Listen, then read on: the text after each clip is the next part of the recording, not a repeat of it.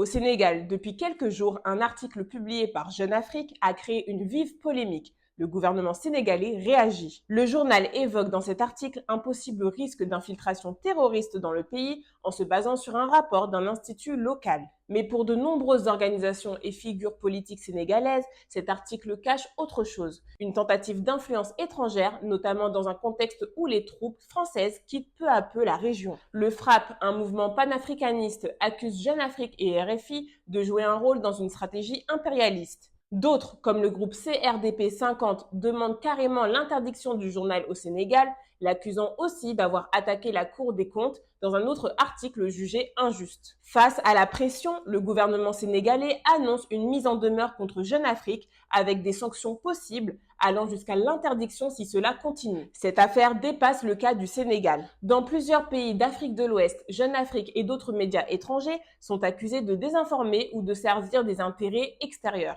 Le journal a déjà été suspendu au Burkina et contesté au Mali. Cela montre une rupture de confiance envers certains médias dans un climat géopolitique tendu.